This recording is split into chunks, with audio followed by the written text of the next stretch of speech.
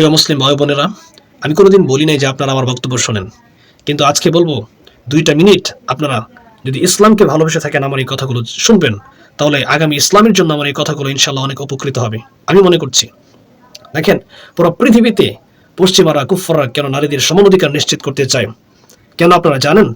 তারা যদি নারীদেরকে যদি ঘর থেকে বের করতে পারে, তারা যদি নারীদেরকে যদি সমান অধিকারের স্লোগানে যদি নারীদেরকে চাকরিতে বের করতে পারে, নারীদেরকে ইউনিভার্সিটিতে ফ্রি মিক্সিংয়ে লেখাপড়া করার তাদেরকে বুঝাইতে পারে এটা তোমাদের অধিকার, তারা যদি বুঝাইতে পারে যে পুরুষ এবং নারীর সমান অধিকার, তোমার ইচ্ছা মতো তুমি তোমার যেরকম ইচ্ছা তুমি এরকম পোশাক পরিধান করতে পারবে, রাষ্ট্র তোমাকে কোনোদিন বাধা দিতে পারবে না, তুমি মিটিং করতে পারবা, তুমি মিছিল করতে পারবা, তুমি ফ্রি মিক্সিং লেখাপড়া করতে পারবা, তুমি ছেলে মেয়ের সাথে মিশতে পারবা, তুমি অবাধে মেলামেশা করতে পারবা, যেখানে ইচ্ছা সেখানে যেতে পারবা, তুমি রাজনীতি করতে পারবা, তুমি সংসদে যেতে পারবা, যা কিছু আছে সবকিছু তুমি করতে পারবা। একটা পুরুষ যা কিছু করতে পারে একটা নারীও সবকিছু করতে পারবে।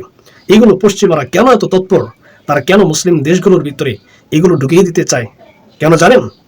কারণ তারা যদি এই সমান অধিকারের স্লোগানে যদি নারীদেরকে এখানে না ঢুকায় দেয়, না ঢুকাইতে পারে, তাহলে আগামী নেতৃত্ব মুসলমানদের হাতে চলে আসবে।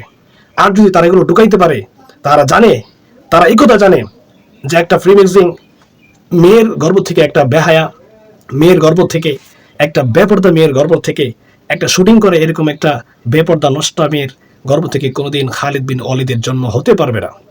তারা জানে এরকম নষ্ট মেয়েদের পেট থেকে কোনোদিন উমর ইবনুল খাত্তাবের মতো যোদ্ধা তৈরি হতে পারবে না। তারা জানে মোহাম্মদ বিন কাসিম এইসব নারীদের পেট থেকে কখনোই জন্মগ্রহণ করতে পারবে না। তারা জানে যে মাহমুদ গজনবী, মাহমুদ বিন কাসিম, সালাউদ্দিন আইয়ুবী এইসব নারীদের পেট থেকে কোনোদিন আসবে না। আর কোনোদিন ওদের বিরুদ্ধে কেউ যুদ্ধ ঘোষণা করতে পারবে না। আর যদি ওরা জানে যদি মুসলমান নারীদেরকে যদি গড় থেকে বের না করা যায়, তাহলে সালাউদ্দিন আইয়ুবের জন্ম হবে। মুসলমান নারীকে যদি গড় থেকে বের না করা যায়, তাহলে খালিদ বিন ওয়ালিদের জন্ম হবে। আর ওদের মোড়লগিরি শেষ হয়ে যাবে, ওদের নেতৃত্ব শেষ হয়ে যাবে, ওদের বিরুদ্ধে মুসলমানের সন্তানরা যুদ্ধ করে পৃথিবীতে ইসলাম প্রতিষ্ঠিত করবে। এই জন্য আমাদের দেশের এক প্রকার নারীরা আছে যাদের অন্তরে, যাদের কলবের ভিতরে ইহুদি খ্রিস্টানদের বীজ ওরা বপন করে দিয়ে গেছে, যার কারণে ওদের গর্ভ থেকে যে সন্তানরা হয়েছে, এই সন্তানরাই ইসলামের বিরোধিতা করে, এই সন্তানরাই উলামায়ে কেরামের বিরোধিতা করে, এই সন্তানরাই তাওহীদি জনতার বিরোধিতা করে, মুসলমান হয়ে মুসলমানের বিরুদ্ধে রাজনীতি করে, মুসলমান হয়ে মুসলমানের বিরুদ্ধে অস্ত্র তোলে, মুসলমান হয়ে মুসলমানকে হত্যা করে। সব কিছু ইহুদিদের।